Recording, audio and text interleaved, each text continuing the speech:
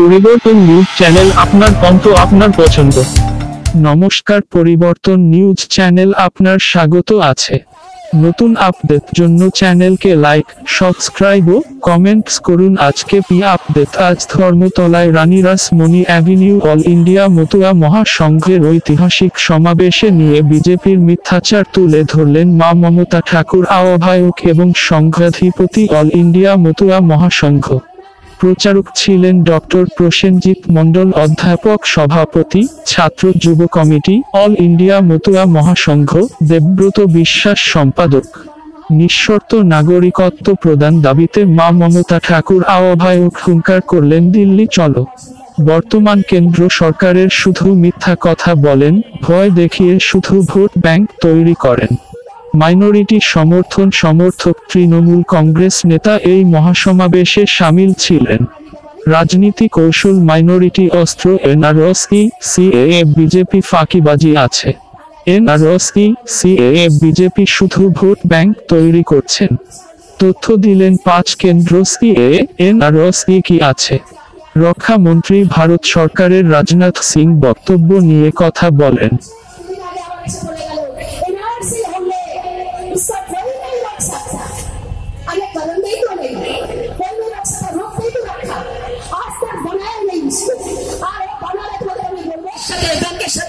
আপনার ডেটা নিয়ে নিয়েছে 1947 আগে যে যারা এই দেশে এসছে তাদের এ ক্যাটাগরির নাগরিক হবে, এবং 47 থেকে যারা 71 পর্যন্ত এসে তারা বি ক্যাটাগরির নাগরিক হবে, আর বি ক্যাটাগরির নাগরিক হবে 71 থেকে যারা আজও পর্যন্ত এসে তারা ডাউটফুল নাগরিক হবে। তাদের আর কোনো কিছু সন্তানের জন্ম certificate, Aadhaar card, voter card, PAN card কিচ্ছু থাকবে না।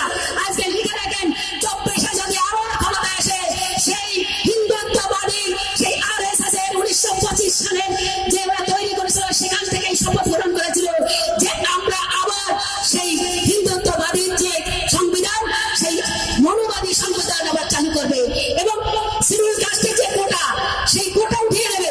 আম্বেদকর যে সংবিধান তৈরি করে গেছিল, যে হরি গুরুচাঁদের নেতৃত্বে যারা মানুষ হয়েছিল সেই সময় লেখাপড়া শিখে তাদের নেতৃত্বে নিয়ে আম্বেদকরকে আজকে আম্বেদকর দুবার মহারাষ্ট্রে হেরেছে, তার সে পার্লামেন্টে যেতে পারেনি, এত শিক্ষিত হয়ে তার সমাজ পাঠাতে পারেনি। কারা পাঠিয়েছিল? সেই বাংলার ডাঙ্কা বাজানো কীর্তন করা যারা মানুষ, যারা তারা আজকে বাংলায়, পশ্চিমবঙ্গের, এখন পূর্ববাংলা, তারা জিতিয়ে আজকে আম্বেদকর তৈরি করেছিল। আম্বেদকর তৈরি করেছিল মতো সমাজ, আম্বেদকরের তার সমাজে ও তৈরি করতে পারেনি, তাই আম্বেদকরকে আজকে চেয়ারম্যান করেছিল ওখানে সংবিধান রচয়িতায়। জানেন না, আমি একবার না, আমি 100 বার সেইখানে গেছি, আমি 100 বার সেই সৌভাগ্য আমার হয়েছিল, আপনারা আশীর্বাদ করেছিলেন বলে সেই পার্লামেন্টে যাওয়ার সুযোগ হয়েছিল।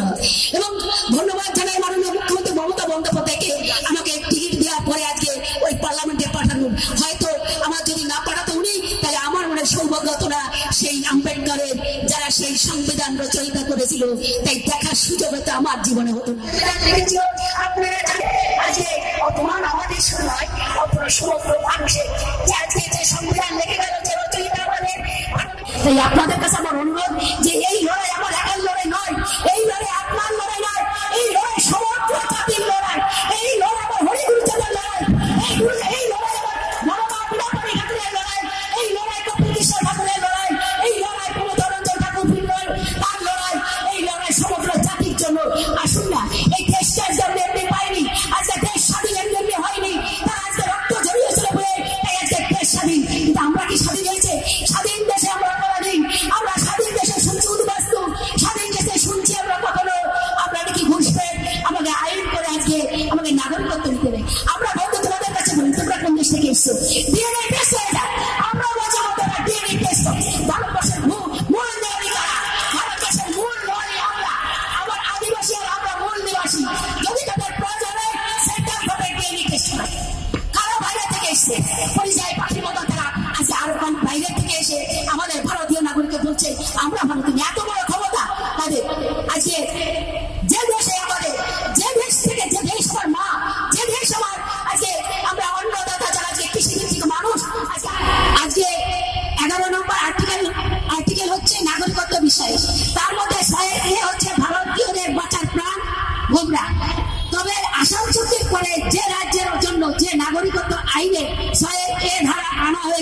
সেটা সম্পূর্ণ আলাদা।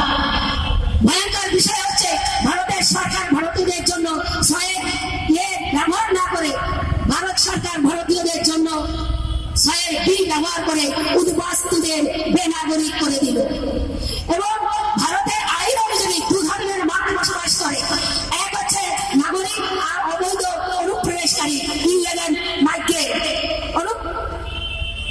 যারা এদেশে 1948 সালের 19 জুলাইয়ের আগে থেকে ভারতে বসবাস করছেন তারা ভারতের স্বাভাবিক নাগরিক। আর যারা এই দেশ দিনে পরে ভারতে ঢুকেছেন তারা হচ্ছে নাগরিকদের সার্টিফিকেট পেয়েছেন, তারা আরো ভারতের নাগরিক। বাকি সকল বসবাসকারী হচ্ছেন অবৈধ অনুপ্রবেশকারী। সিএ 2019 হচ্ছে দেশের বসবাসরত বৈধ শরণার্থী আর অবৈধ অনুপ্রবেশকারী চিহ্নিত করার আইন। এই আইনের সঙ্গে নাগরিকত্ব পাওয়ার কোনো সম্পর্ক নেই।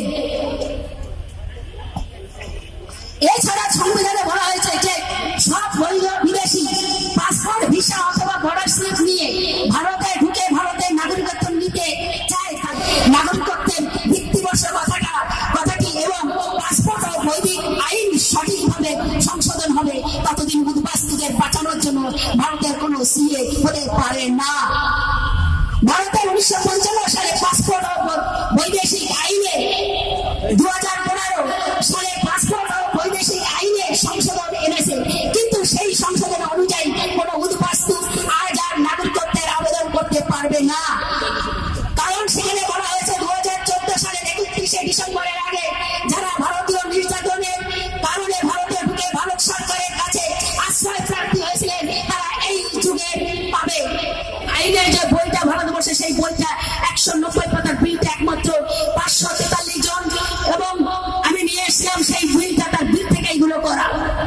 2016 সালে লোকসভায় নাগরিকত্ব বিল উত্থাপন করার সময় তৎকালীন স্বরাষ্ট্রমন্ত্রী রাজনাথ সিং ঘোষণা করেছিলেন হিন্দু উদ্বাস্তুরা সবাই অবৈধ থেকে বৈধ হয়ে যাবে। তাই সেই কথাটিকেই অনেকে মূল্য দিচ্ছেন, বাস্তবে মুখের কথার সঙ্গে আইনের কোনো সম্পর্ক নেই। তাই যদি হতো তাহলে দেশভাগের আগে ও পরে মহাত্মা গান্ধী, জওয়াহরলাল নেহরু, রাজেন্দ্র প্রসাদ, বল্লভভাই প্যাটেলরা যা যা বলেছিলেন সেই কথা অনুযায়ী উদ্বাস্তুরা সবাই নাগরিক হয়ে যেত ভারতে, কিন্তু বাস্তবে তা হয়নি। আইন ডকুমেন্ট ছাড়া কিছু মানে না। অনেকেই এইভাবে জনগণকে বিভ্রান্তি করে আন্দোলন বুঝি করছে। যেহেতু সংবিধান অনুযায়ী বিদেশিরা ভারতে ঢুকে আবেদনের মাধ্যমে নাগরিকত্ব পেতে পারতেন, তাই ভারত 1951 সালে আন্তর্জাতিক ভিয়েনা উদ্বাস্তু সম্মেলন ও 1957 সালের আন্তর্জাতিক উরুগুয়ে কনভেনশনে যোগ দেননি। হয় তারা কারা এরা? কথাটা ঠিকই, তবে ভারতীয় সংবিধানে 51 সালে 51 নভেম্বর আর্টিকেলে বলা হয়েছে ভারত সর্বদা আন্তর্জাতিক আইন মেনে চলবে বা শ্রদ্ধা করবে। সেই কারণে উপরের ওই দেশের মানুষগুলো আন্তর্জাতিক আইন অনুযায়ী ভারতের শরণার্থী হয়ে আছে। ওরা কোনোদিনই ভারতের ভোটার কার্ড, আধার কার্ড, প্যান কার্ড করতে পারবে না, সরকারি চাকরি করতে পারবে না, সম্পত্তি কিনতে পারবে না। 71-এর পরে আসা বাংলাদেশি শরণার্থী বাংলাদেশের মুক্তিযুদ্ধের সময় যেসব বাঙালিরা ভারতে আশ্রয় নিয়েছিলেন তারা আন্তর্জাতিক আইনে ভারতের শরণার্থী ছিল, তবে তাদের ভোটার কার্ড, রেশন কার্ড পাওয়ার অধিকার ছিল না, সরকারি চাকরি অধিকার ছিল না, ভারতের জমি কেনার অধিকার ছিল না, আজও নেই। 1971 সালে 29 নভেম্বর ভারতের ইন্দিরা গান্ধী সরকার প্রতিষ্ঠিত রাজ্যের চিফ সেক্রেটারিকে সার্কুলার দিয়ে জানিয়েছিলেন 1971-এর 25 মাসের পরে যারা ভারতে ঢুকবে পূর্ব বাংলা থেকে তারা ভারতের শরণার্থী, যুদ্ধ মিটে গেলে তারা আবার ফিরে যাবে, তারা কোনোদিনই ভারতের নাগরিক হওয়ার আবেদন করতে পারবে। তার মধ্যে সিএএ হচ্ছে ভারতীয়দের বাঁচার প্রাণ ভোমরা। তবে আসাম চুক্তির পরে সেই রাজ্যের জন্য যে নাগরিকত্ব সেটাই নিষেধ। এবং আজকে আপনাদের বলছি যে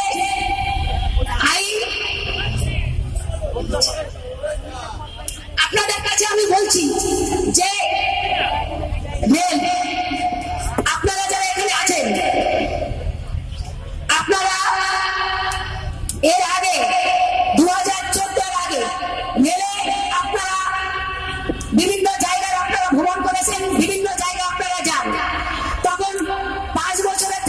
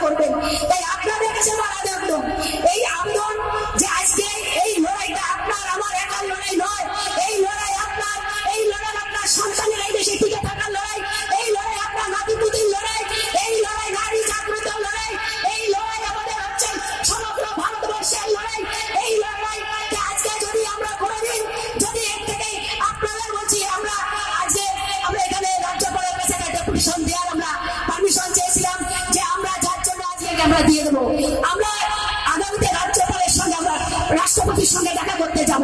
আমার প্রতিনিধি দল যে আমাদের জন্য এই করতে পারে না, আমাদের বেনাগরিককে কোটি কোটি মানুষকে বেনাগরিক করার ক্ষমতা তার কাউকে দেয়নি, এই অধিকার ভারত গভর্নমেন্টকে কেউ দেয়নি।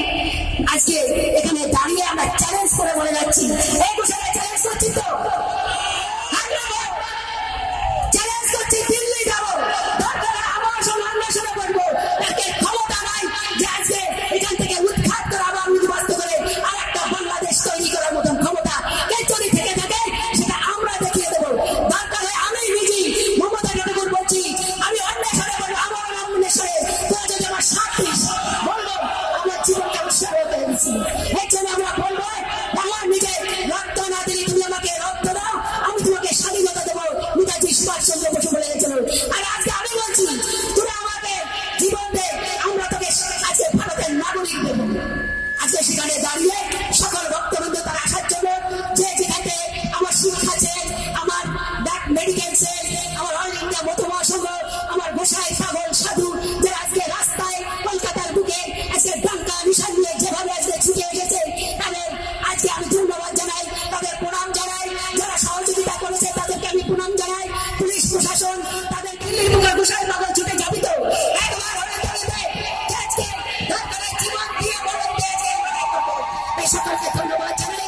ধন্যবাদ মিডিয়াদের, তারা আজকে অত্যন্ত পরিশ্রম করে তারা আজকে আমাদের সকল নিমন্ত্রণ করেছে।